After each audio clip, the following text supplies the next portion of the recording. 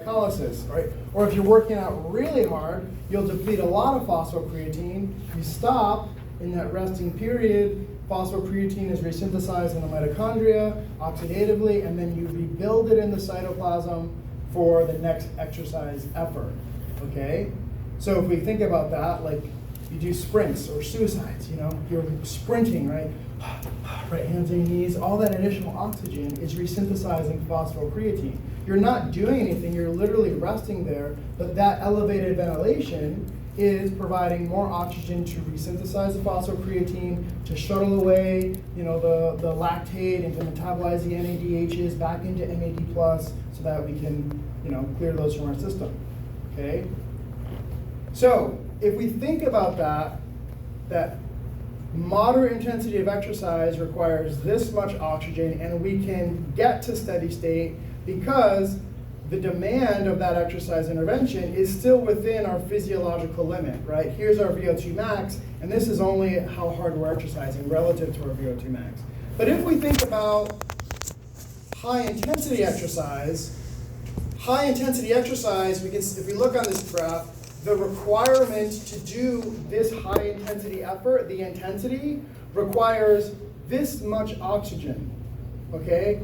But if this was the person's physiological limit, this was their VO2 max, right? 3.5. If it requires this much oxygen to do that exercise effort, but their physiological max is only 3.5, are they ever going to be able to get to steady state?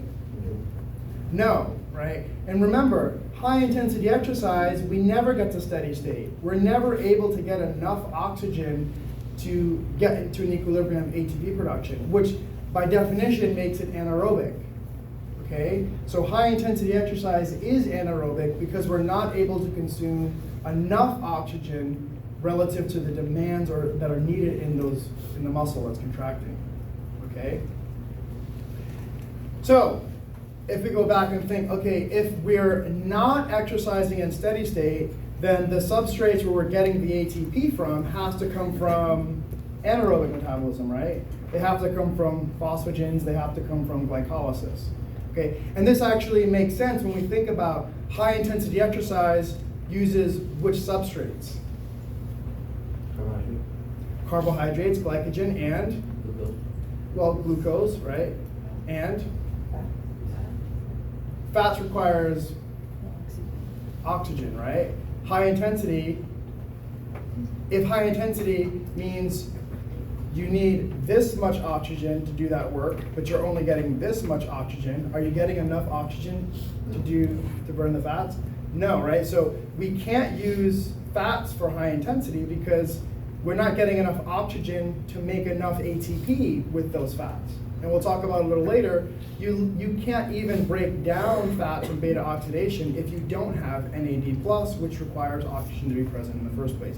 So essentially, high intensity exercise, you're pretty much always in an oxygen deficit because you're never able to get to steady state, because you're never able to consume enough oxygen to get to steady state. It's just, you need this much, but your exercise capacity is only here. So you're gonna run as hard as you possibly can, and at some point you're just gonna fatigue. You're gonna run out of anaerobic substrates, you know, muscle acidosis, you know, neurological fatigue, all those things will result in you stopping the exercise before you ever get to a steady state, because you're literally not able to get there. And we also know that when we do higher intensity of exercise, we also have higher ventilation post-exercise, right? You sprint harder, you breathe harder in recovery, right? You exercise harder, it takes you longer to recover in that recovery period, okay? Now let's think about this. If someone who's trained, okay, so let's think about aerobic adaptations. What are some aerobic adaptations that happen with people who chronically do endurance training? Name a few, yes. Increase in mitochondria. How does having more mitochondria help you better with aerobic exercise? Yes? It gives you more capacity to clear pyruvate. You could clear pyruvate only because, You have more muscle. well, you have more mitochondria which use, Enzymes. they have enzymes, oxidative enzymes, but they use oxygen, right? The mitochondria use oxygen to make the ATP. So if you have more mitochondria, you make more ATP, right? You're able to get to steady state faster. That says we're producing if we're in steady state, we're consuming enough oxygen to produce the equivalent amount of ATP aerobically. If we have more mitochondria, aren't those the things that make ATP with oxygen? Doesn't having more mitochondria make us potentially get to steady state faster? Yeah, because we're able to, whatever oxygen we're consuming, we're able to get it to the mitochondria faster, which means that whole aerobic process is happening a lot quicker than somebody who has less mitochondria. Okay? What's another adaptation that happens with aerobic training that makes you better at aerobic exercise? More capillaries, right? What are the capillaries? How would more capillaries make you better at aerobic exercise? Sorry? More oxygen, right? The capillaries encapsulate they come in contact with the muscle fibers. They deliver oxygen from the blood system into the muscle fibers. Obviously, they have to be transported by a myoglobin to the mitochondria, but if you have more capillaries, you can deliver more oxygen to the tissues, right?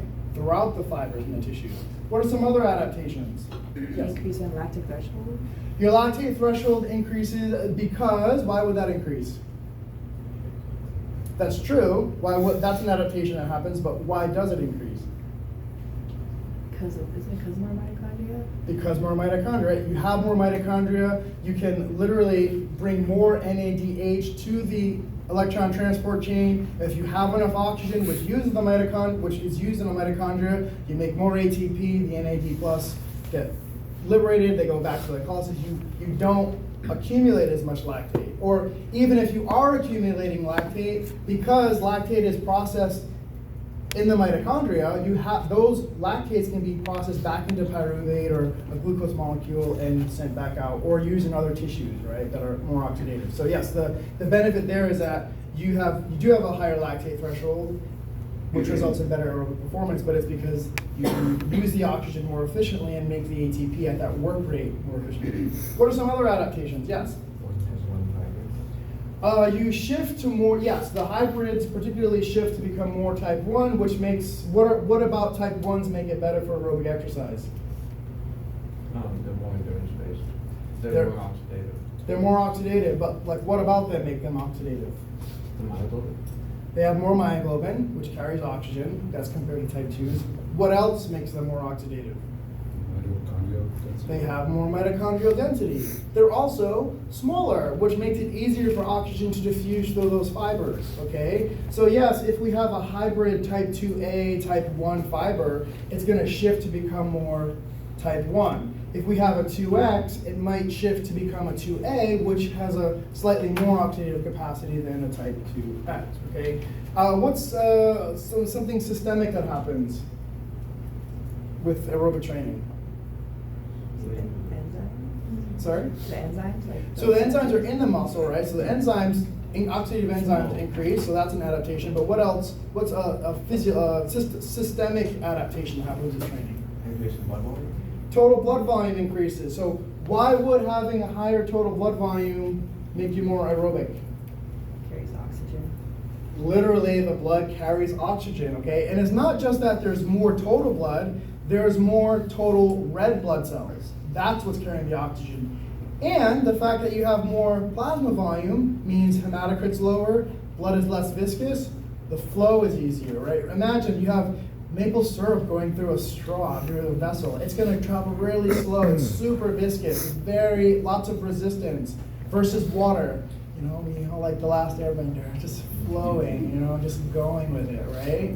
So the idea is that when you have higher plasma volumes, it makes the hematocrits lower, makes resistance lower, makes the flow of the blood through the vessels easier.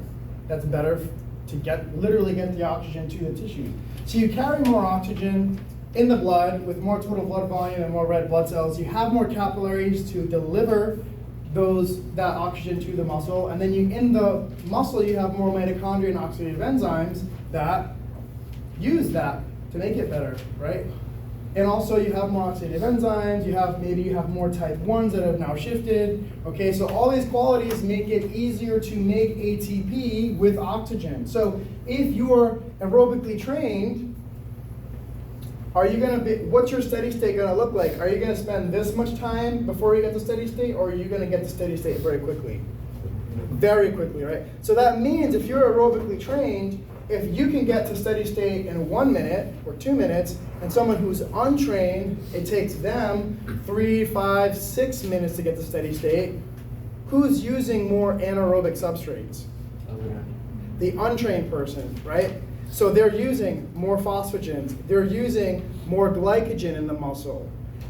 Once they're in steady state, now they're using that glycogen aerobically, maybe now they're using some fats. But if you're an aerobically trained person, number one, we make more ATP aerobically anyway, and if we get to steady state faster, that means we have enough oxygen to try to make the ATP from the fats faster, because you can only break down fats with oxygen, okay?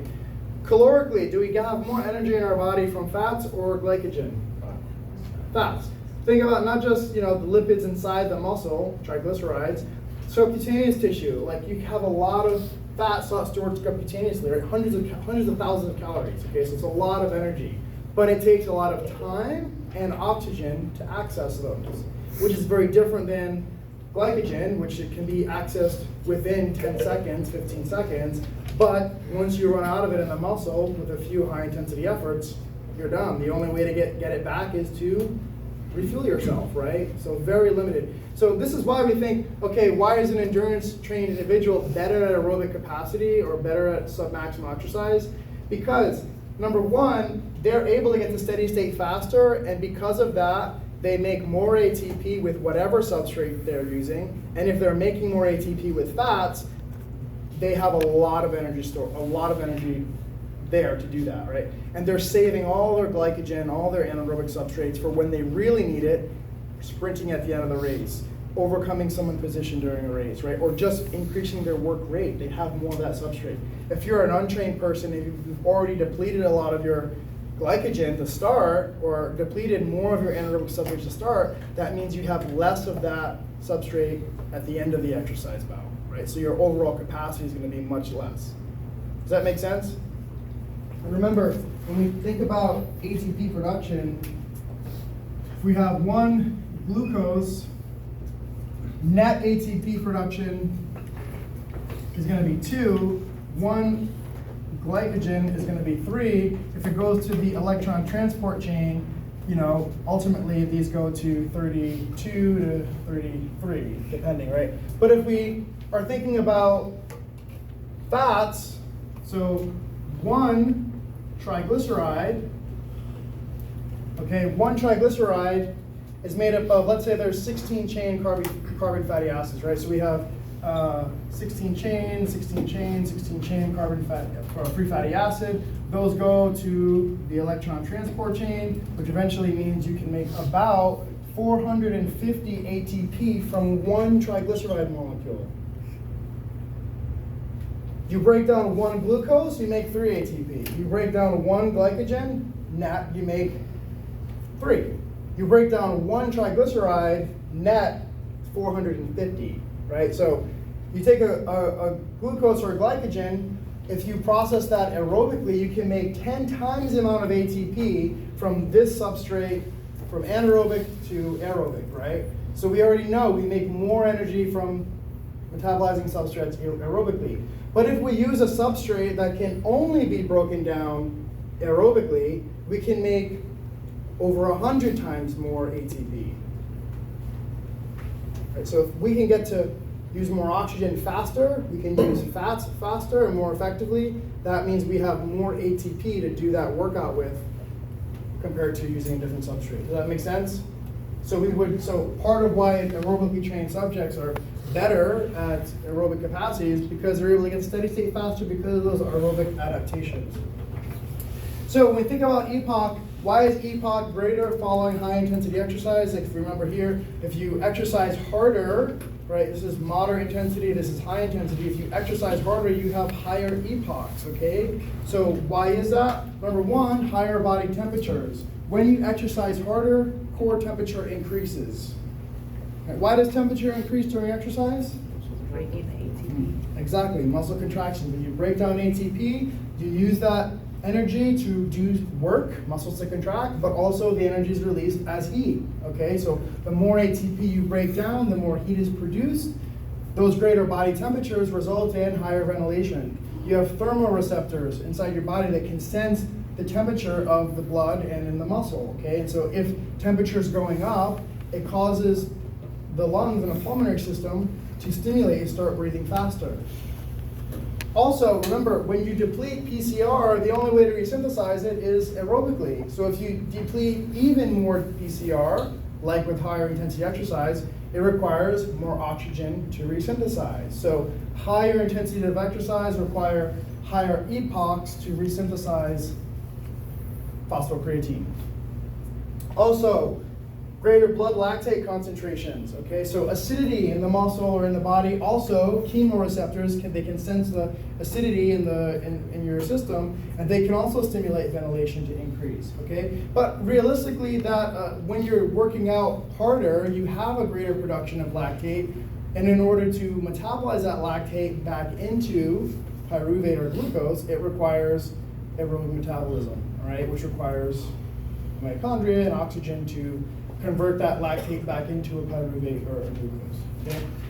Also, higher levels of epinephrine. Okay, remember, epinephrine is our, to my opinion, it's our exercise hormone, right? It's our fight or flight hormone. Okay, so our bodies perceive exercise as stress. So the higher the intensity of exercise, the greater the release of epinephrine. Now, what does epinephrine do to our systems physiologically? Mobilizes substrates. What else does it do? Increases heart rate. Increases heart rate. What else does it do? If a bear walked into this room right now, our hearts would jump through the roof, and what would happen? We'd start sweating, right? We'd have greater blood flow to our skin and tissues, to our muscles. We would also probably, we'd run for sure. We'd probably be breathing harder, right? Imagine, right? Epinephrine causes vasodilation to increase, not just it causes the bronchioles to expand, right? So that is one way to increase airflow into the tissues, but also it stimulates the lungs to start inhaling and exhaling faster as well. And that also relates to heart rate too. Those are pretty tied together, the lung volumes and heart rates and muscle contraction. So those all together mean greater epochs, greater ventilation, because it's a greater stress, okay? Now, lactate threshold. Lactate threshold is the point at which lactate increases non-linearly. So we can see here that there's a linear slope here where lactate is increasing as intensity goes up, but we get to some intensity where now there's a deflection point. Now it increases non-linearly in this direction now, okay? So the lactate threshold is the intensity at which we start to see a significant accumulation or increase in lactate concentration, okay? And so usually in untrained people that occurs around 50 to 60% of VO2 max. At higher trained individuals, it occurs at higher intensities, okay? So this means that if we're accumulating lactate significantly in our blood, what does that mean for us metabolically and physiologically? Like, what does it tell us which substrates are being used? Anaerobically. Anaerobically, right? Because we accumulate the lactate if there's not enough oxygen present, not enough NAD+. So then in order to make that, we make lactate to make the ATP in glycolysis.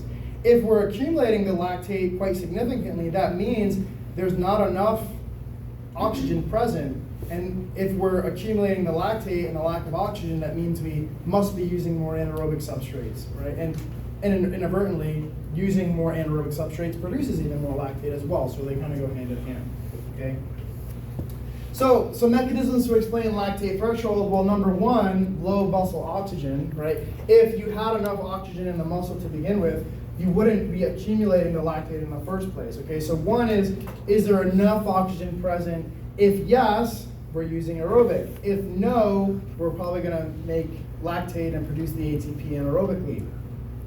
The other component is when we have accelerated glycolysis. So when we start to exercise, and particularly at higher intensities, we accelerate these enzymes that make us and allow us to use glycogen more readily. So if we're able to use glycogen more readily, what are we going to produce at the end of glycolysis? More lactate. We can produce pyruvate, but if it's high intensity, it's likely going to be converted to lactate, okay? So just the fact that we're using more carbohydrates results in the production of more pyruvates, which potentially allows for the greater conversion into lactate. The other concept is that when we recruit fast twitch fibers, we can accumulate more lactate. What substrates do fast twitch fibers use preferentially? Glycogen. Carbohydrates, right? Glycogen. So if we're using fast twitch fibers, which use more glycogen, we're doing an intensity that uses those fibers, we use more of that substrate, more of that substrate's used, glycolysis increases, and we produce more lactate, right? And then also it's not just the production of the lactate, it's are we able to remove the lactate, okay? So it's one thing if you produce it, but if it's shuttled away to other fiber types or other organs or other systems where it can be metabolized aerobically back into pyruvate or glucose, then we don't really have the accumulation in the first place. So it's not just the accumulation, it's also from the production, it's also the removal. So if we're not able to remove that lactate very quickly, then that also is going to be something that makes the lactate accumulate, okay? Now, I'm sure you remember this figure from 346. What does this figure show? The crossover concept, yes, okay. What does the crossover concept mean? What does it represent? RER? It's, it is representative of RER. What does RER tell us? What substrate you use? What substrates we're using, right? So the crossover concept, it tells us maybe at what point or what intensity we start to shift from more fats being used to more carbohydrates. The crossover concept essentially says that the substrate we use during exercise is dependent on the intensity of exercise. Because what do we look here? At low intensities of exercise, we're using primarily fats. We're still using carbs, but at a much lower percentage. As the exercise intensity increases, we get to an intensity where now we shift to primarily using carbohydrates for that energy, and fat usage actually goes down. And we actually see there's a linear relationship here that the higher the intensity, the more carbohydrates get used. The higher the intensity, the less fats get used, okay? Now, just because fats use goes down, does that mean aerobic metabolism is off? No, aerobic metabolism is still on, but it's processing all those glucoses and all the glycogens aerobically. But because there's not enough oxygen, it's never going to provide enough ATP compared to what we're getting from anaerobic substrate, from anaerobic metabolism, like glycolysis, right? All three pathways are on at the same time. The phosphagen system, the electron transport chain, aerobic metabolism, and glycolysis. The difference is that those pathways are providing different amounts of ATP to that exercise session depending on the intensity. So really, really hard, high intensity, one singular sprint, pretty much all phosphagen system. Still some energy from glycolysis being broken down, still a little bit of energy from the electron transport chain, but not much more than rest, right? Maybe a little bit more. You extend it to a minute and a half, now a much greater contribution from glycolysis and aerobic metabolism, right? Versus 45 minutes, pretty much, the phosphagen system is like this much compared to how much ATP was produced from aerobic metabolism. It's huge, okay? Which also includes carbs and fats and things like that, okay? So they're all on, just depends on which intensity. So the crossover concept essentially says that where we're shifting to primarily use carbohydrates, higher intensity exercise, typically they define it as higher than 70% VO2 max. Obviously depends on what training status you are at, because how does this crossover concept, this crossover point, how does it shift following training? Which direction, left or right? To the right. To the right. What does that mean if it shifts to the right? You can oxidize fats to 100% over 15 minutes. Yes, right. If we look here, we see that at 40, 35, 40% VO2 max, we start to primarily utilize carbohydrates. If someone's more trained and their crossover point occurs at 60% VO2 max, that means that they're primarily using fats for a much longer period of time, right? Versus this untrained person who has to start using carbohydrates sooner.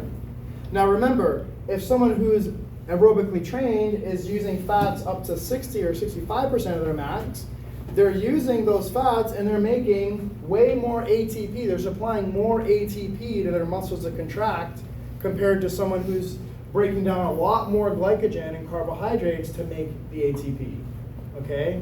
So during that exercise session, if they had to go to 100% VO2 max, the untrained person is going to fatigue very quickly because they used all their carbohydrates a lot earlier.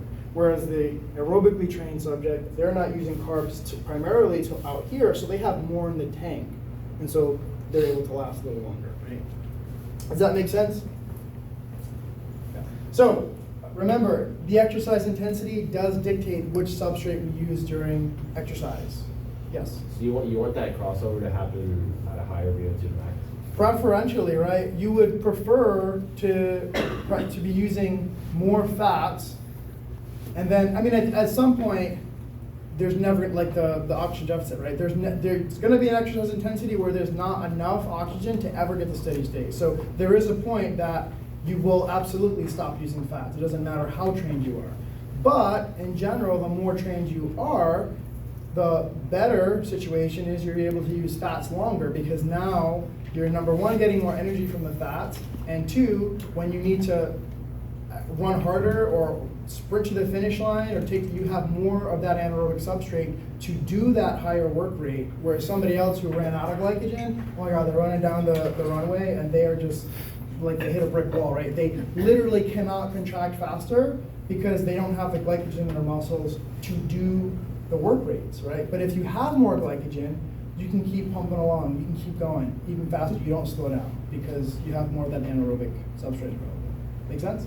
Yeah, so you would prefer for it to move to the right, that's a good thing. Now, we also, that was all about training, but we also have to consider that one of the other reasons why we start to use carbohydrates at higher intensities is also because of the types of fibers we're recruiting. Down here at 20, 30% VO2 max, if we're exercising, right, think about running, okay? If you're running, is running a really high load activity? No, you can jog, it's it's pretty much just your body weight, very flat. You think about sprinting, what do you need to do to propel yourself further during a sprint? I'm sorry? Apply more force, right? So the muscles literally have to contract more forcefully. You have to apply more force into the ground to propel yourself faster forward. That is the concept of sprinting. So higher force application into the ground propels you further and faster in a sprint. You do that repeatedly, you're running faster. Okay, so a sprint has higher forces in the muscles, and you can produce more force during a sprint because you're recruiting muscle fibers that produce more force, like type 2s. During running, it's not low intensity running, moderate intensity. That's not a very forceful activity. It's more voluminous. So you don't need to produce a lot of force. So we're going to be recruiting fibers that don't use primarily carbohydrates, right? Type 1 fibers are more adapted to use which substrate? Fat. Fats, but why are they better adapted to using fats? More mitochondria. They have more mitochondria, but what else? It's easier for oxygen. That is another reason, right? The type 1s are better at using oxygen. Why? Because number one, the type 1s are smaller, so it's less distance for the oxygen to travel, to diffuse throughout the fibers to the mitochondria. Also, type 1s have more oxidative enzymes, they have more mitochondria, they have more triglycerides, right? They have more capillaries to get the oxygen there. They have all these adaptations that make them better oxidatively, which means if we're better at using oxygen, we can use fats more effectively. So in these lower intensities, we're recruiting muscle fiber types that are better at using fats, and they're resistant to fatigue, which is why low intensity exercise we can do for a long time, because we have the substrates and we're using fiber types that are resistant to fatigue. We increase the intensity, now we recruit fiber types that fatigue more easily, but they produce the force faster because of the carbohydrates they're using. Does that make sense? So, part of why our carbohydrate use increases because when we get to 80 to 90% VO2 max, now we're using a lot of the fiber types that pretty much exclusively only use carbohydrates. So even though you're still using type 1s at 100% VO2 max, the overall amount of fibers you're using and being activated is going to be a greater contribution from type 2s, which means more ATP is being used from the carbohydrates. And also, we're not producing ATP from fats because later we'll talk about if there's not enough oxygen, you literally cannot break down these fatty acids if there's no oxygen. So literally fat breakdown or fat oxidation stops, okay? Which means we're only using those. Then the other thing too is that epinephrine, it's our stress hormone, right? Higher intensity of exercise produces greater epinephrine responses. So if epinephrine is higher, it's going to activate enzymes that allow you to break down glycogen more effectively. Okay, so the greater the epinephrine response, the greater the effect on glycogen phosphorylase or glycolytic enzymes. That allows us to use glycogen and carbohydrates more, hence more carbs with higher intensities because it's tied to that hormonal response. Now you might ask, is low intensity the best intensity for burning fat? We think now you guys are all at rest, right? Which substrate do you think you're primarily using for energy right now? Fats, right? I would say the large percentage of your ATP production and use is coming from fats, but is your total caloric expenditure very high? No, right? So maybe 80% of the energy is coming from fats, but you might only be burning maybe not even 10 calories a minute right now, right? It's very low caloric expenditure. So even though you burn a greater percentage of energy coming from fats at lower intensity, the overall caloric expenditure is low. So they've actually shown that even though the percent of energy coming from fats is lower when you increase the intensity to like 50, 60% VO2 max, you're still burning more total fat, right? So it requires more energy to do that higher workload, and maybe more of that energy is also coming from carbohydrates. But guess what? You're also burning more fat in the process, all right? So for example, if the energy coming from fats was maybe 80% at rest, and now at 60% exercise, maybe it's now only 50% or 40%. But at rest, you're only burning 5 calories from fats. 60% VO2 max, even though the intensity is higher and the percent coming from fats is lower, now you're burning 100 calories from fats, right? So 5 versus 100. Percentage is less, but total fat being used is actually higher, right? So this is why higher intensity of exercise is better for burning more calories to burn the fat versus just focusing on what percentage of fat am I burning overall, right? So yeah, you could be at 80%, 90 or 75% energy coming from fats, but you're going to be running on a treadmill for like 4 or 5 hours, right? That's not really effective. Whereas if you run for 45 minutes at a higher intensity, you burn more total calories, percentage of fat is lower, but total fat burned is higher because more total calories burned, okay? Now there obviously is a point that the exercise is too high and you can't use fats anymore, right? So just doing high intensity exercise is not enough to maximally burn fat, but they do show that within a moderate range, higher is actually more total fat burned, despite the percentage use is lower relative to everything else. Okay? But they do see that the highest rate of fat oxidation does occur just around or before lactate threshold. So remember, lactate threshold is where we are now using primarily anaerobic substrates, right? So if we're exercising at an intensity where we're just before that shift to use more carbs, if we say just before that, now we're using mostly, we're not using mostly fats, but we're using the most fats we can possibly use in that intensity, right? So they see that fat oxidation is just slightly lower than lactate or anaerobic threshold. So yeah, lower intensity, less fat oxidation, a little higher intensity, a little more. You get to a point where maybe it's too high and then fat oxidation goes down. And really high intensities, it's pretty much nothing. Now, when we break down fats, we have to first break them apart from a triglyceride. So what happens is you have a hormone that binds to a receptor, okay? Then that activates signaling proteins inside of the muscle, one being specifically a hormone-sensitive lipase. Here it's listed as triglycerol lipase, but it's a lipase, it's an enzyme that breaks down lipids. So essentially we're taking this triglyceride, breaking the glycerol molecule off of it, you have these free fatty acids, they travel into the bloodstream, they get transported into those tissues or into the muscle. Once they're in the muscle, they get transported to the mitochondria where they undergo beta oxidation and so on and so forth, okay? So to use the energy from fats, it actually takes, particularly subcutaneous fat, it takes time. Lipolysis, blood flow, break it down, travel them to the blood system, into the muscle, then they get metabolized. When we start exercising, we're going to use the substrates located locally in the muscle first.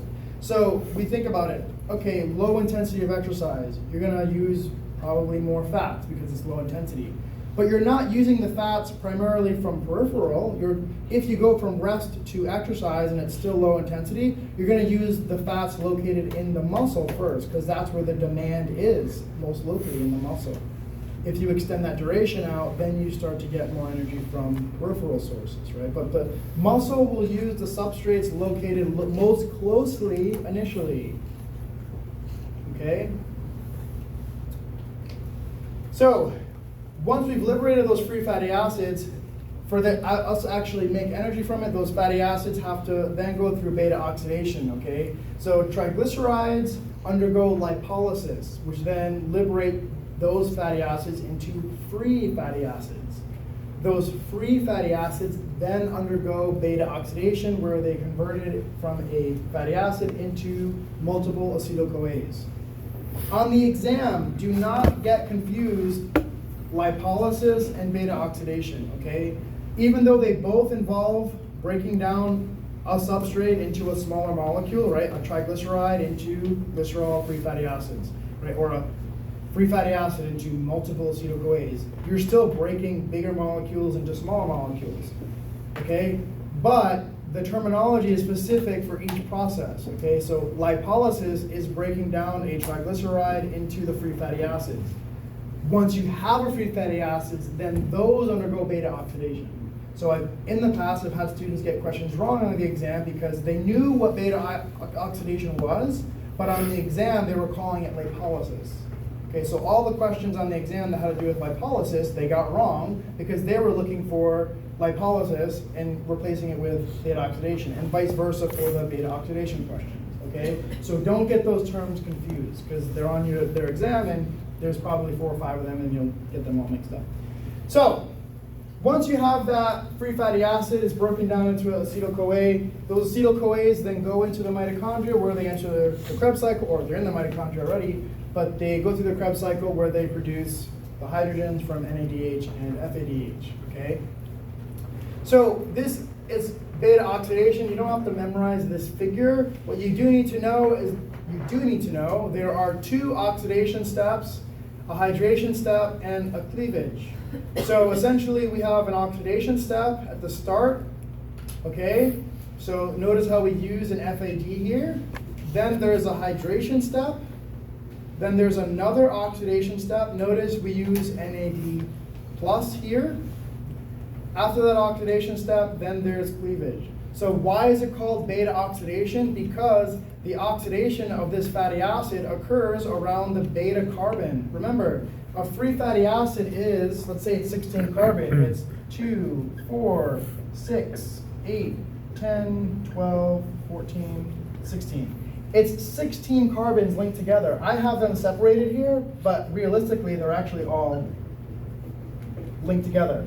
But what happens with beta oxidation is that they go through a series of oxidation and a rearrangement around the beta carbon, alpha carbon, beta carbon. It all happens here. Once we have this oxidation step around here, we do one oxidation, a hydration, another oxidation here, then we cleave in between that beta carbon, and now we have acetyl-CoA that goes to the citric acid cycle. And then we oxidize again, another acetyl-CoA, again, another acetyl-CoA, and we keep oxidizing around that beta carbon until literally there's no fatty acid left, okay? So that's why it's called beta oxidation, because these oxidation hydration steps all happen at the beta carbon on that free fatty acid. But what you need to know is that there's 2 oxidation steps, a hydration step, and a cleavage. Now, what's interesting is, see how this step here requires NAD+? We don't actually even get to the cleavage step unless we have NAD+ to do this oxidation step. So remember, in glycolysis, what if you only have NADH? Can you make ATP in glycolysis if all you have is NADH? You can, right, with the production of lactate. The lactate dehydrogenase comes in, takes the hydrogens off of NADH, puts them onto pyruvate. Now we make lactate, but then we have an NAD+, we can make ATP with in glycolysis. With beta oxidation, we don't have a way to liberate those NAD+. So in lipolysis, in aerobic metabolism, if we only have NADHs, we essentially can't break down this free fatty acid, right? This free fatty acid only becomes 2 carbons shorter if you have this oxidation step, right? So you could have done these oxidation steps, but you get here, there's no NAD+, you don't cleave off an acetyl-CoA, right? There's no acetyl-CoA, no Krebs cycle, no hydrogens, no ATP, okay? So you literally cannot break down fats for energy with high intensity, because if it's high intensity, you don't have enough oxygen. If you don't have enough oxygen, all you have are NADHs. You can't use NADH to break down a lipid. You need to have NAD+, okay? So if there's not enough oxygen, you don't have these, you literally stop breaking down the free fatty acids, right? Now, that doesn't mean lipolysis stops. Remember, hormone-sensitive lipase, that enzyme can still be active. Epinephrine is still available, still binding to the receptor. You can still break the free fatty acid from the glycerol. You can still have lipolysis elevated. But just because the free fatty acids are floating around doesn't mean there's enough oxygen in the mitochondria to break those free fatty acids down into acetyl-CoA with beta oxidation, okay? So remember, if there's oxygen present, we're using these pathways, these substrates to make ATP. If there's no oxygen present because we don't have NAD+ and we only have NADH, then we have to shift to use carbohydrates and glycogen in glycolysis, or the phosphagen system, okay? Because that's the only way to make ATP anaerobically. It's certainly not coming from fats. We can't even break the fat down, right? And also keep in mind, yeah, this whole process is to make an acetyl-CoA, right? That acetyl-CoA then goes to the Krebs cycle. Do we directly make ATP in the Krebs cycle? No. We make a GTP, which is equivalent to an ATP, but it's not directly an ATP. The point of the Krebs cycle is to oxidize substrates so we can make the hydrogens, and those hydrogens are carried to NADH and to the Krebs cycle.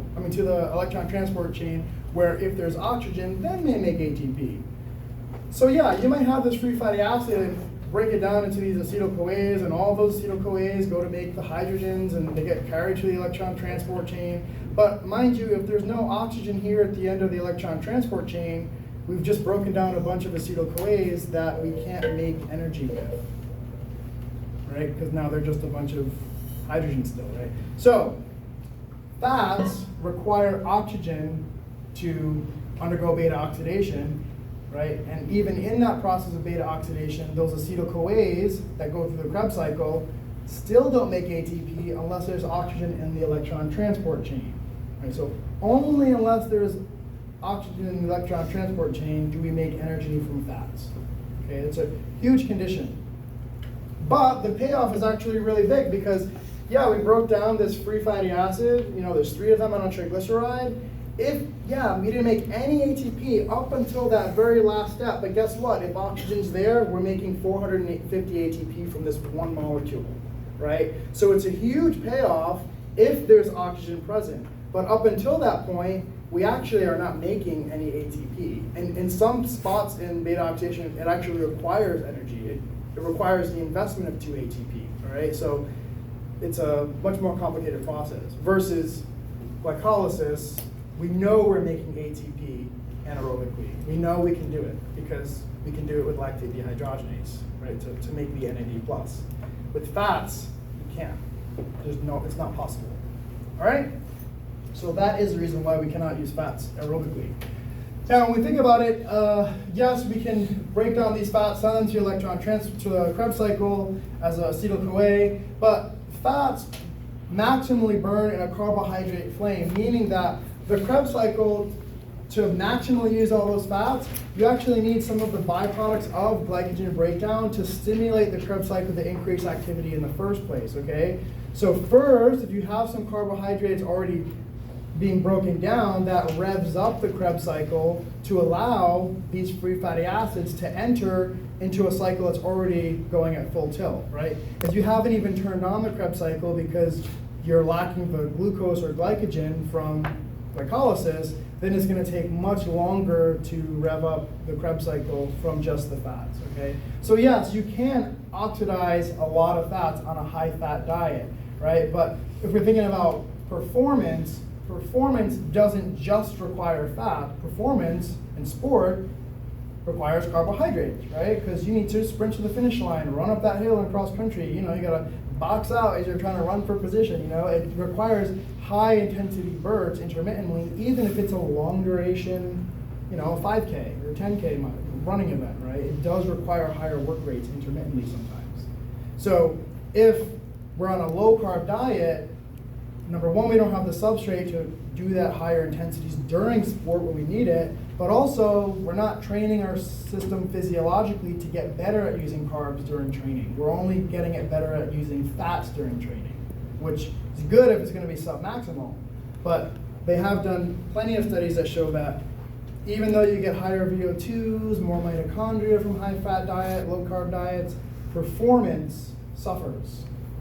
Peak performance suffers, okay? So you have to, yes, adaptations should lead to performance improvements, but there is a point where there can be a disconnect, okay? So just things to keep in mind.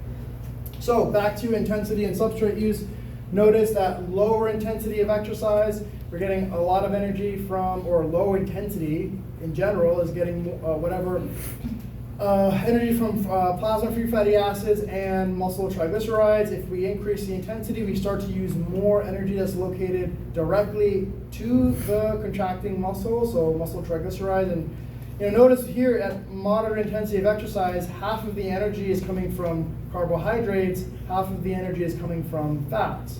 If we increase the intensity higher, notice that more energy is coming from carbohydrates, less energy is coming from fats. Okay, and this is on the contrary to very, very low intensity exercise where most of the energy is coming from fats. Okay, but remember, if you're exercising at this intensity, the overall caloric expenditure is very low.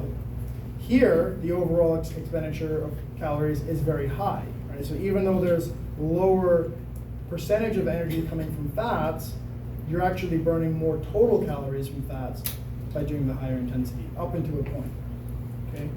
So, now the crossover concept, you remember that the crossover concept says that the exercise intensity dictates the substrate that's being used, right?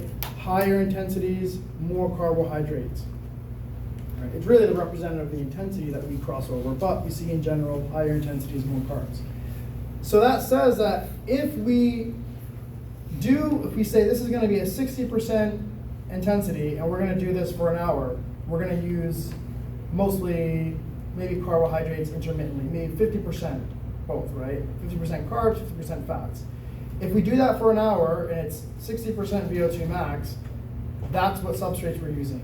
What if we do it for 2 hours or 3 hours and the intensity doesn't change, right? So we did 3 hours of 60% VO2 max. Should we still be using the same amount of carbs and fats? If we go by the crossover concept and intensity and substrate use, you'd say, oh, the intensity didn't change. We should be using still 50% carbs, 50% fats. But in reality, what we see is that if the intensity stays the same and duration increases, we actually do shift to use more fats, okay? Within a given time frame, yes, intensity does dictate the substrate use. But at a given intensity with extended duration, there is a shift to go more aerobic, more fat use, okay? We can see this here.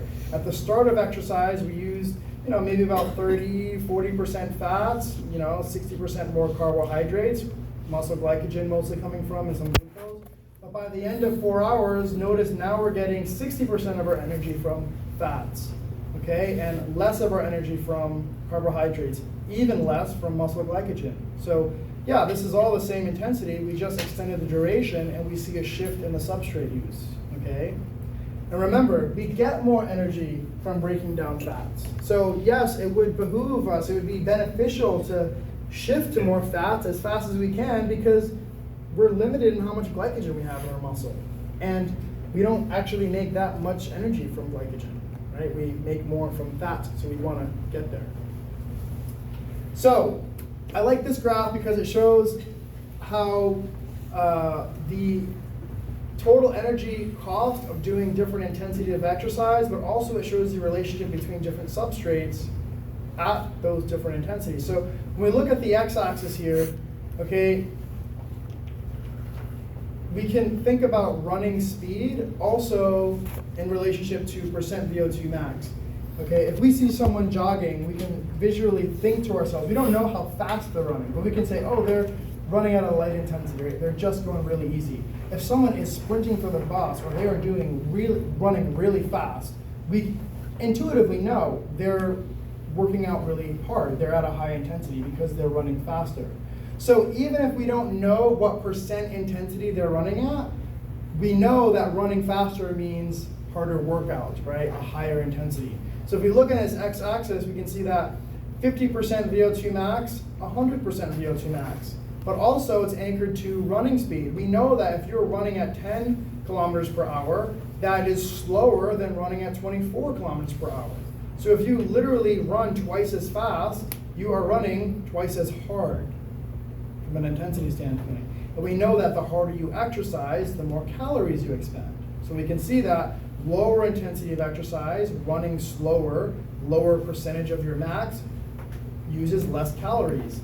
A higher running speed is a higher percentage of your max. You are burning more calories at that intensity. But we can also look at the substrates in this total caloric expenditure. Notice that when it's lower intensities and lower running speeds, you're getting more of the energy from fats and less coming from carbohydrates. But as you run faster and inadvertently run at a higher percentage of intensity, notice that now more energy is coming from muscle glycogen and less energy is coming from fats.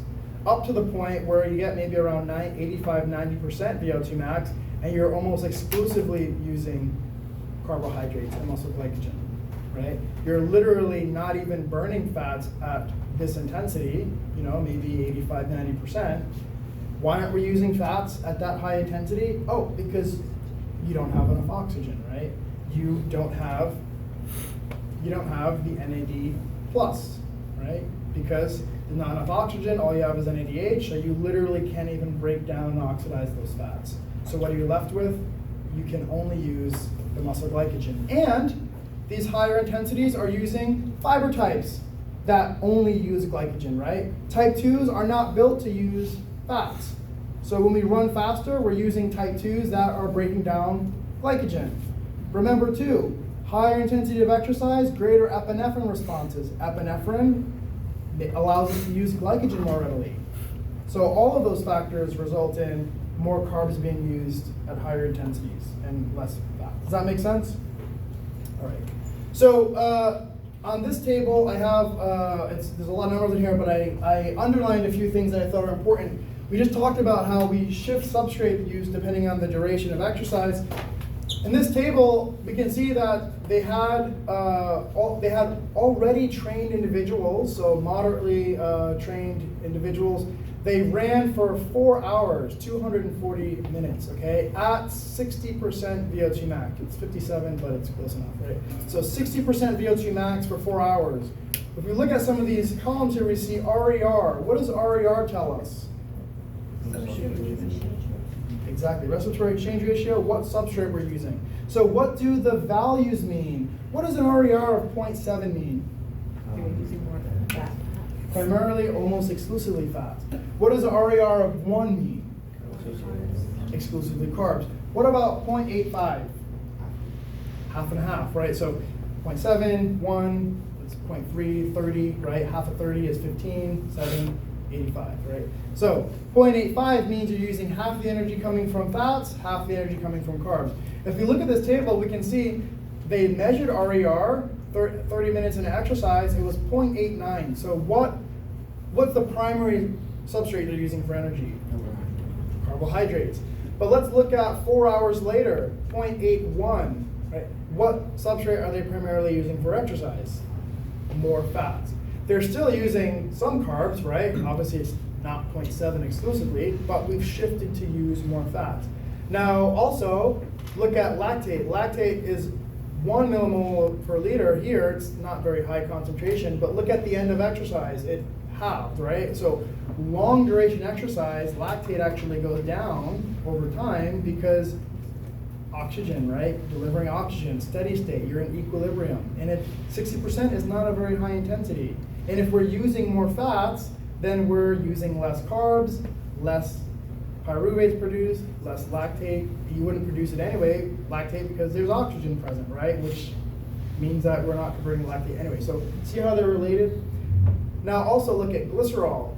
At the start of exercise, 119, 128, 10 minutes in. The end of exercise, 700. Where do those glycerols come from? Triglycerides, right? And triglycerides are a glyceride attached to 3 fatty acids. So if the glycerol is now free and floating around in the blood, what does that mean? Broke down more fat, higher lipolysis. Right? So you can literally measure the glycerol in the blood, and it tells us that lipolysis is enhanced after 4 hours of exercise. And that makes sense because we're oxidizing more fats at the end of exercise. The RER tells us that. Now just to review from some of the first lectures, we see here insulin, 51 at rest, 0.9 at the end of exercise, okay? What does insulin do again? Yes, insulin lowers blood glucose by bringing glucose uptake into the cells, right? So during exercise, do you need glucose in your muscles? Yes. You can get it from glycogen, but does your muscle also bring glucose into it? Yes. Yes, we know that. That's the hexokinase reaction. So if insulin is actually going down during exercise, how does glucose get in there? Muscle contraction activates the GLUT4s, right? So a prime example, right? How does the glucose get in there if insulin is going down? Oh my God, there's no hormones, right? No glucose. Well, luckily, muscle contraction tells those GLUT4s to uptake the glucose in your muscles because the insulin's not there to tell it to do that. And in fact, it's actually probably beneficial because if insulin's released, it's interacting with receptors in the entire body. But I need glucose uptake in just these muscles, right? So the exercising muscle, that's where the glucose is going in, not insulin in everywhere, okay? So the other thing too, that when we exercise, the epinephrine response suppresses insulin, right? Epinephrine is our fight or flight hormone. When you have a meal, isn't that more parasympathetic, right? Rest and digest. When you have a big meal, insulin is released to lower blood glucose, get that sugars into your muscles and your cells, right? So remember, parasympathetic and sympathetic are not on at the same time, right? They're rest and digest or fight or flight. So when you exercise, it suppresses that parasympathetic response. It suppresses that insulin because we need that epinephrine response to get us through this stressful exercise. Does that make sense? And actually, we don't need the insulin because the muscle can get it in there anyway, right? So that's actually beneficial. So if we look here during 4 hours of exercise, we can look at the oxidation rates of carbohydrates and fats, and we can see that at around 2 hours of exercise, that's where we start to primarily use fats for oxidation, okay? That doesn't mean we weren't oxidizing any fats up to that point. We were. It's just that more of the energy was coming from the carbohydrates. It's still low intensity, right? 60% VO2 max, but it actually took an extended period of time to primarily use those fats. Okay, so this is why, like, you can't just, even if it's low intensity, running 5 minutes of exercise, it's so low intensity, you're not really using fat. 40 minutes, 50 minutes, even higher intensities, then you can kind of find that balance, but it takes longer to get there. Now, if we also look here, this is free fatty acids in circulation. Notice how at 90 minutes into exercise, now we have a significant increase in free fatty acids in circulation. Okay, so first we have to liberate those free fatty acids within 90 minutes, and then 2 hours, the oxidation significantly increases, right? So you liberate those free fatty acids, then they can be used in the muscle and oxidized for energy. Now the other thing is, well, it's still 60%, so if it takes almost 90 minutes to significantly increase free fatty acids in circulation, where did the fats come from in the first 2 hours? They actually came from intramuscular triglycerides. They came from the fats already in the muscle. So if we look here, IMTG, intramuscular triglycerides, this is it at rest, this is it 2 hours into exercise. So 2 hours of exercise, you're using the fats located within that exercising muscle. And then once we've gotten enough free fatty acids from circulation, from peripheral sources, notice there's no difference between the fat used 2 hours and then 2 hours later. Right? Here's 0 to 2 hours, here's 2 to 4 hours. Notice how there was really no fats being used within the muscle, or that came from the muscle. And we're still using fats, but instead those fats, the energy from fats is coming from the peripheral sources. Right? So we're gonna use the energy located locally first, and then once we have enough substrates liberated from peripheral sources, then we shift to use those during exercise. Yes? Why don't we just deplete what's in the muscle? Wouldn't that be easier to use? Well, because it would be faster to use, but then remember, whatever is in the muscle is a much lower quantity versus subcutaneous tissue, right? So just like muscle glycogen, like, okay, you have most of the muscle stored in most of the glycogen inside the muscle. But you also have some glycogen inside the liver as well, right? The liver really only releases glucose to maintain circulating levels, right? So the point is, once we've depleted our local muscular stores, we can't really depend on liver sources to maximally supply glycogen and glucose for exercise, right? It's really more just to maintain physiology. At that point, you really have to have exogenous glucose, like Gatorade or Powerade or things like that during extended periods. If we're depleting the lipids inside the muscle, then essentially we're like, it might be enough to start, but because we have more energy potentially from peripheral sources, we would prefer to use that because there's more energy located there, right? It's like if you were exercising, why would you want to tap all your liver sources first when you have more sources in the muscle, right? You'd use that first. So here we have less energy from lipids in the muscle, but it actually just gets us going. And then once we have lipolysis from systemic, now we're getting all these free fatty acids from everywhere. So that actually stops the lipolysis from lipids inside the muscle, and we just get the fats coming from systemic circulation. Yeah, but it is a good question. So now this kind of goes back to the fats burn and carbohydrate flame point. So they also looked at muscle metabolites during exercise as well, and we can see that this is at rest. This is 10 minutes into exercise, 2 hours into exercise, and 4 hours into exercise, and we can see that phosphocreatine levels decreased within the first 10 minutes of exercise, but then they didn't change any further with the rest of the 2 hours, right? So we're using the phosphagen system to start, right, the oxygen deficit, but then once we're able to break down glycogen and fats, we're not breaking down further phosphocreatine, okay?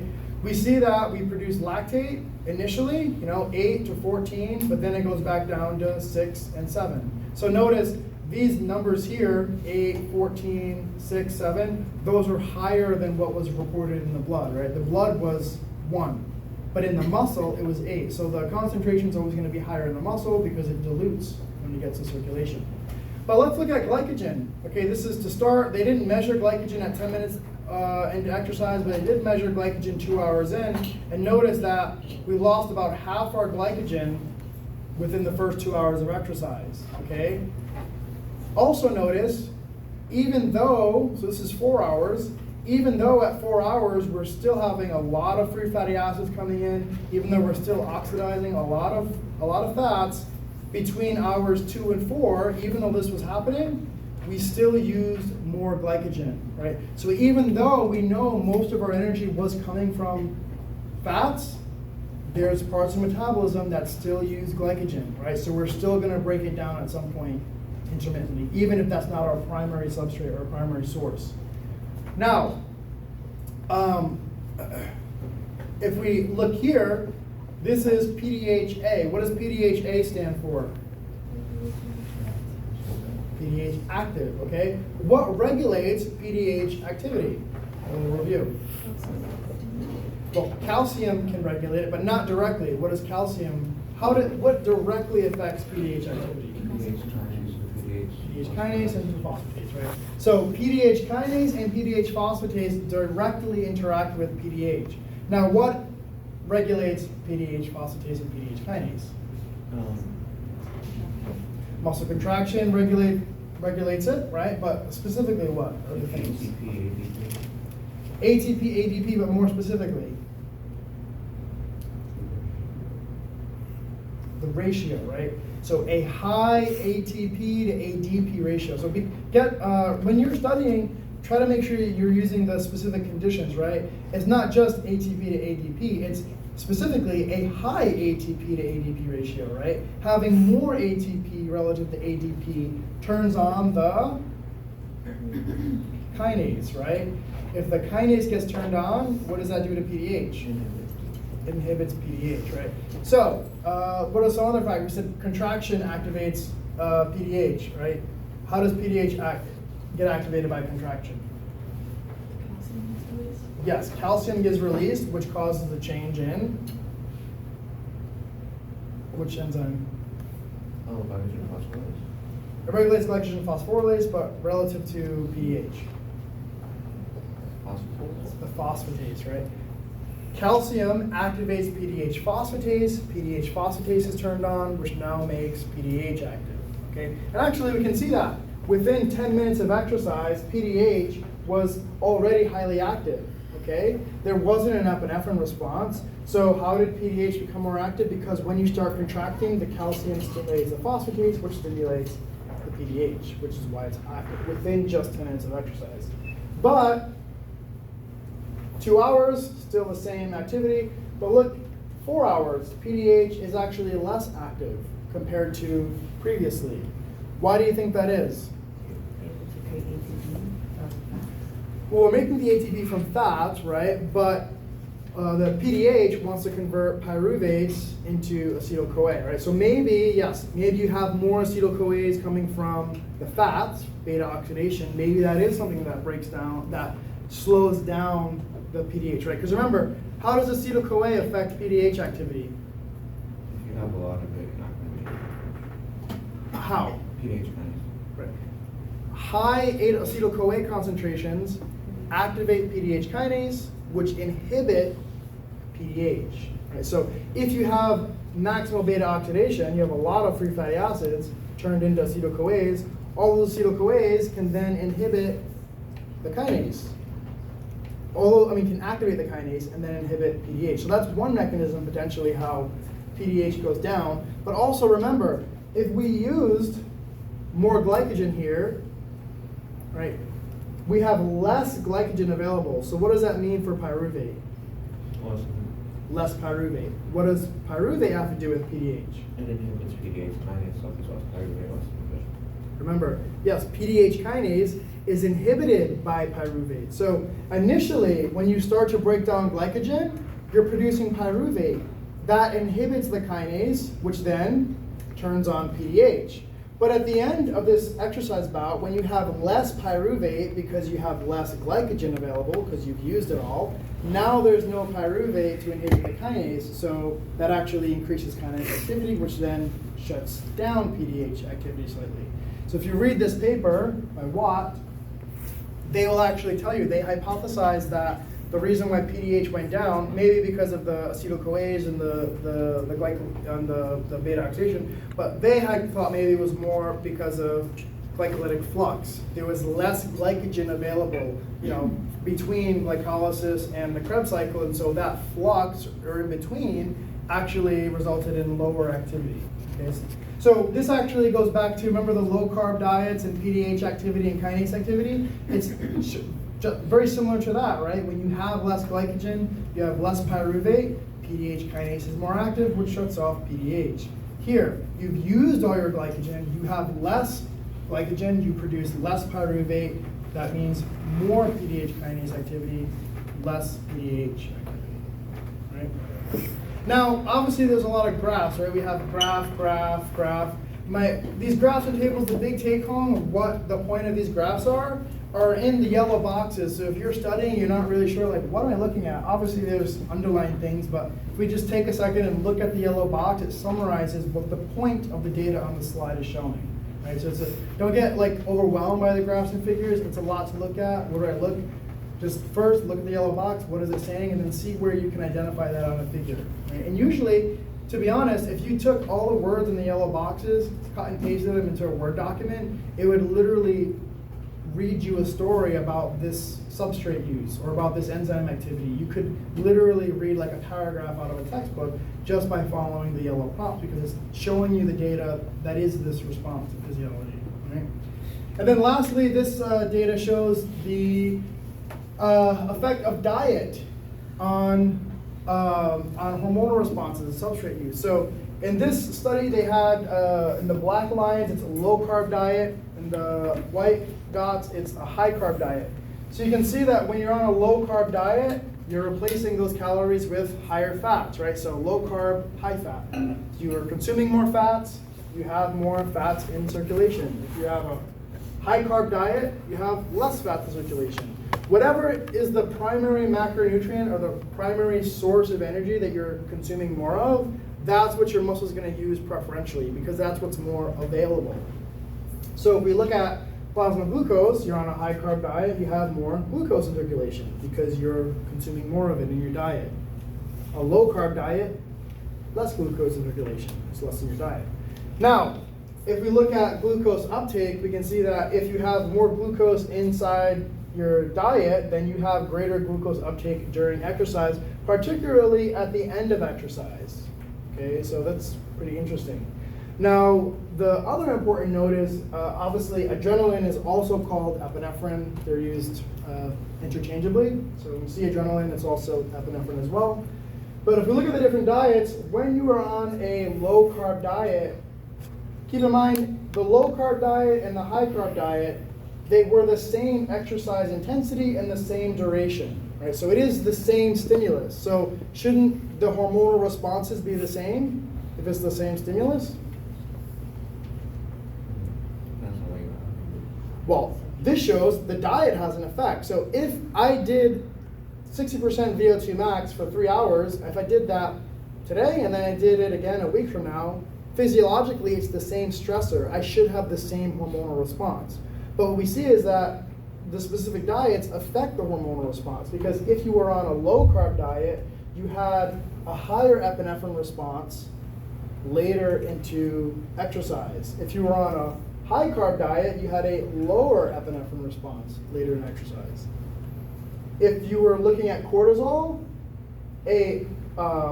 cortisol naturally increases during exercise, but we see that on a low-carb diet, you have a higher cortisol response during the last 2 hours of exercise, whereas on a high-carb diet, you pretty much only see the increase in the last hour or so, right? So you have a much greater or a longer cortisol response on a low-carb diet, and you have a higher epinephrine response on a low-carb diet.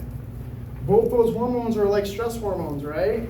So if I'm looking at data, I don't really want cortisol to be highly active all the time because cortisol is catabolic. It breaks down proteins. It decreases protein synthesis. It decreases anabolism, right? It's okay to turn on a little bit, but we don't want it on the entire exercise session. And then epinephrine, maybe your body is perceiving that workout as being more stressful. Now the good thing is that epinephrine increases lipolysis, so maybe the epinephrine response is increasing so it can supply more free fatty acids during an exercise bout.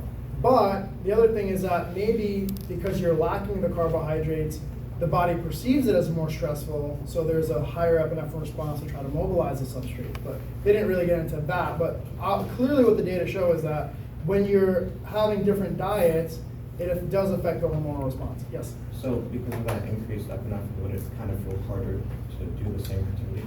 Well, the epinephrine would probably try to mobilize those physiological responses to sustain that intensity. They still did the workout, but what they actually do show is that when you do long duration and it gets harder towards the end of exercise, if you have the carbohydrates, you perceive that exercise to be less hard.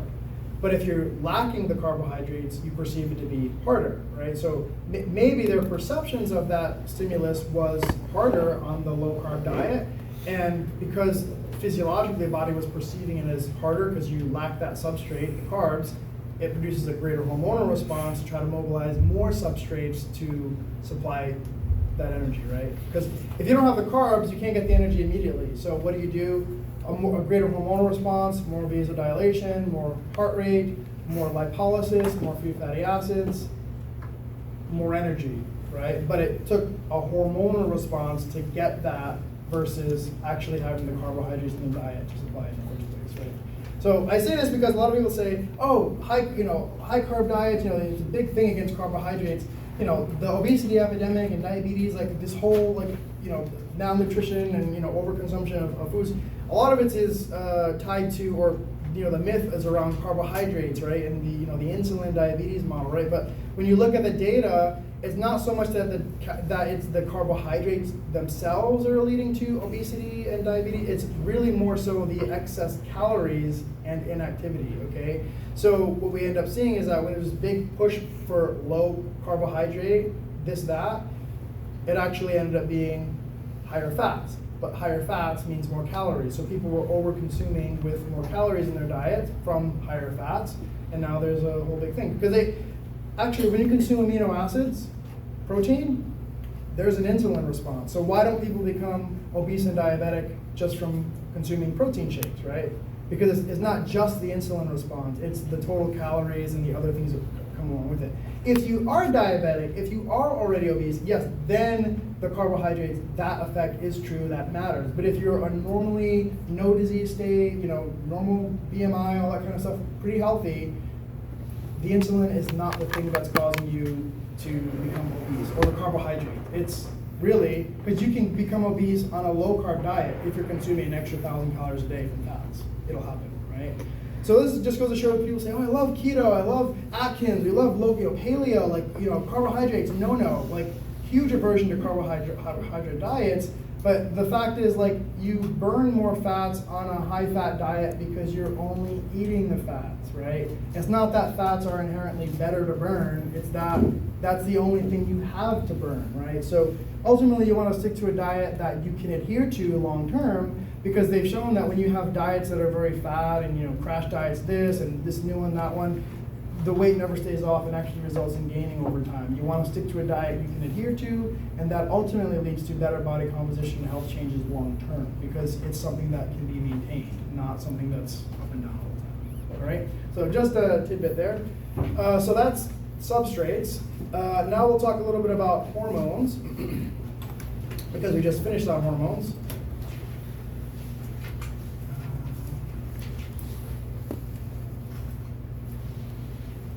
All right, so some of these hormonal responses to exercise. So some is a little bit reviewed from 346. The effect of a hormone on the tissue depends on a number of things. One being the concentration in the blood and the number of receptors for that hormone at those tissues. So the concentration can be regulated by the actual secretion from that endocrine gland, okay, which essentially is what is the stimulatory input that's causing the secretion. Also, if we're removing the inhibitory stimulus, then that also allows greater secretion, right? So one would be greater stimulation, and then also the removal of the inhibitory stimulus ultimately results in more secretion from the gland. Also, the metabolism of that hormone. So yes, the hormone's secreted, but if it gets metabolized by the liver and kidneys very quickly, it's actually cleared from the body very quickly, right? Concentration goes down. If it's metabolized more slowly, then it stays circulating, right? And that maintains concentrations.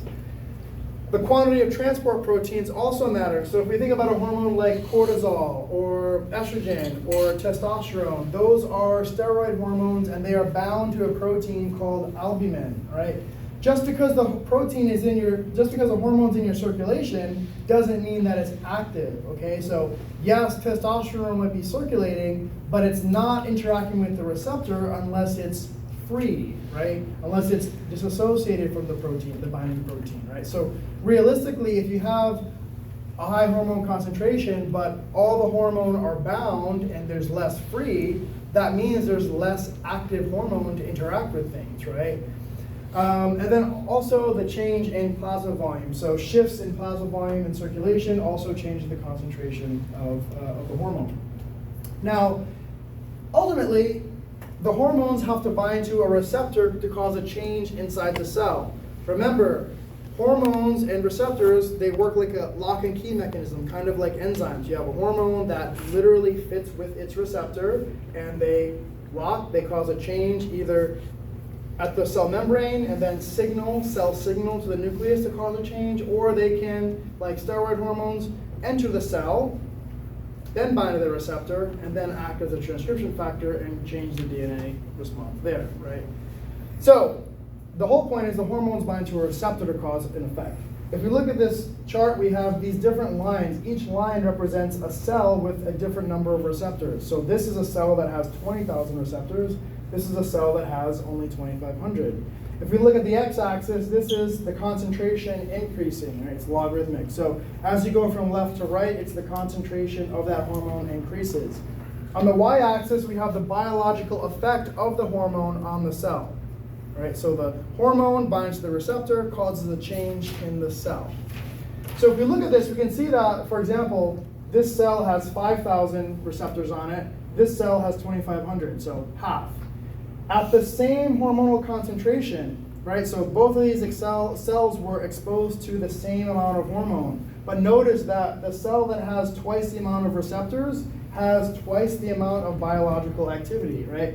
A cell with 5,000 receptors has 80% activation of the cell versus a cell that has 2,500, they only have 40% change in the cell activity. Right? So literally, even if it's the same hormone concentration, the cell that has more receptors has a greater effect. And we can see this is even greater with a cell that has a lot of receptors.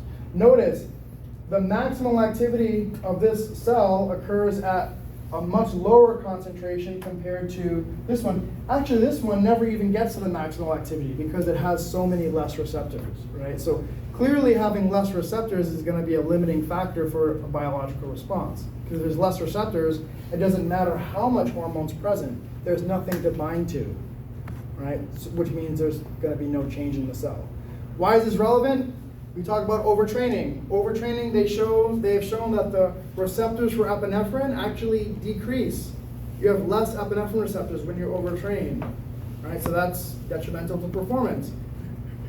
Also, we know that training changes hormone receptors as well. So the androgen receptor for testosterone goes up with training. That helps with anabolism. Okay, so obviously, it's not just the hormone concentration; it's the hormone in relationship to how many receptors are present, and those together determine the effect on the cell.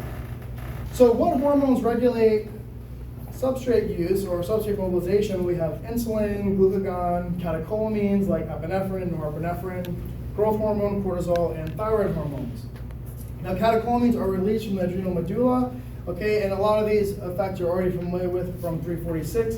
So we know that when epinephrine is released, we have an increase in heart rate, blood flow, increased body temperature and respiration, induces anaerobic glycolysis because it has an effect on glycogen phosphorylase.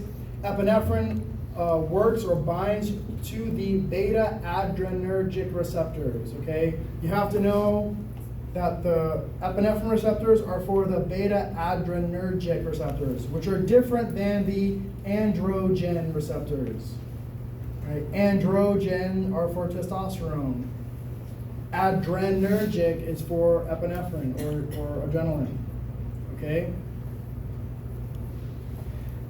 So that's the receptor that the epinephrine works with. The beta adrenergic receptors, we call them beta receptors. So when we look at hormone control of lipid metabolism during exercise, we can see adrenaline binds to the beta receptor, which then activates some signaling proteins inside of the cell, turns on pKa, which then turns on hormone-sensitive lipase, right? HSL. When HSL is phosphorylated, the phosphorylated HSL, or hormone-sensitive lipase, then breaks down the triglyceride into 3 fatty acids and a glycerol molecule. Okay? So we just talked about lipolysis. I showed you that hormone receptor thing in the previous lecture. The enzyme in the hormone here is, the hormone is epinephrine. The enzyme that epinephrine turns on is hormone-sensitive lipase, which increases lipolysis of lipids. Okay. Now, growth hormone also stimulates lipolysis because it can also stimulate HSL. All right. So HSL is an enzyme that increases lipolysis. HSL is turned on by epinephrine. Okay. So we can see that during exercise, we have the release of growth hormone and epinephrine over time. So the release of those hormones stimulate lipolysis, and we can see over time, free fatty acids increase in circulation over time. Now, obviously, we can see here there's a relationship between exercise intensity and the epinephrine response. So here we can see 100% VO2 max. There's a very sharp and very dramatic increase in epinephrine in circulation. Okay? Here, 40% VO2 max, low epinephrine. But notice how over time it actually increases. So epinephrine is our stress hormone, okay? Our body perceives exercise as stress. So when we're doing really high intensity exercise, we get a really high epinephrine response because there's a lot of stress. Now question, why doesn't this line actually come out here? Like obviously this is a linear increase, but why doesn't the line drag out here? You can't sustain that intensity. Yeah, like can you do 100% of your VO2 max for 60 minutes? No. High intensity, 100%, by definition, it means it's short duration, okay? So it is only 1 minute, 2 minutes here, but there's a really high response. Lower intensities don't have much of an epinephrine response because initially it's not really that hard, it's just low intensity. But notice how as the duration increases, the epinephrine still does go up over time. It just takes longer. And we see that with all the intensities, 60 to 70, 80 to 90. The higher the intensity to start, the higher the epinephrine response. But even if it's low intensity, the longer the duration increases, the more the epinephrine response. So if we think back to that 4-hour exercise bout, if epinephrine is stimulating lipolysis, 50-60% of VO2 max is going to be really low intensity for the first few hours, right? But by 2 hours and 3 hours, epinephrine's higher, stimulates lipolysis. All that essentially allows more fats to be used the longer duration of exercise. Now, cortisol is also released in the adrenal gland, but it works through negative feedback, okay? It usually has a diurnal variation, meaning that it's higher in the morning and then the values go down later in the afternoon. Cortisol is catabolic, okay? So meaning that it decreases protein synthesis. And it also makes proteins break down, right? So when we think about protein synthesis, we're putting proteins together, amino acids together to make something. That whole process gets shut off just from cortisol. But also, any proteins that are present, they also get broken apart because cortisol also increases protein breakdown, right? So Cortisol is catabolic because it decreases protein synthesis, it decreases anabolism, and it also breaks down proteins. So together that is metabolism. Okay? Now, we do see a cortisol response during exercise because initially cortisol breaks down lipids. It can enhance lipolysis initially. So we will see that cortisol increases at the start or beginning of exercise, but we don't see a very sustained response long term, unless you're doing like maximal exercise, like to complete volitional failure, and then you see at the end of the exercise cortisol goes up because that's stress, it's harder, it's failure. Okay? But normally we see if it's not to failure, just sustained, we see that cortisol will go up, increase lipolysis, and then it goes down. Because as cortisol goes down, lipolysis is enhanced, so you're getting fatty acids together, they're getting mobilized, and over time, epinephrine, growth hormone, all those hormones also will sustain the elevation of free fatty acids over time. So we don't need the cortisol to be elevated because the other hormones are taking over to supply the free fatty acids for lipolysis. Now, thyroid hormones increase metabolic rate. So thyroid hormones are really, they regulate resting metabolic rate. They regulate heat production. They regulate how fats get used. Interestingly though, thyroid hormones also regulate how mitochondria use substrates for energy. They regulate the heat production from mitochondria, okay? They also regulate how carbohydrates get metabolized as well. So even though we know thyroid hormones are important for metabolism and we know that they regulate how substrates get used, we actually don't know a lot about how thyroid hormones change with training. So, because they're really hard to study, to be honest. They're really resistant to change unless maybe you go on a really crash diet, thyroid hormones will go down. Or like amenorrhea, female athlete triad syndrome, right, where you have really low caloric expenditure, really high caloric expenditure, low caloric intake, lots of negative energy balance, thyroid hormones go down, right, because there's no energy, you need to save it. So ultimately, we know that they are important for metabolism, but they're not really well understood in relation to exercise. But they do regulate how substrates get used during exercise. Now lastly, we see that muscle epinephrine regulates glycogen breakdown because epinephrine activates glycogen breakdown because it turns on the beta receptors, and calcium or calmodulin signaling also activates glycogen breakdown. So there's dual control, okay? Muscle glycogen is enhanced, muscle glycogen breakdown is enhanced because epinephrine turns phosphorylase inactive into active, and when you contract, calcium signaling also turns phosphorylase inactive to active. All right? So we'll leave you there today.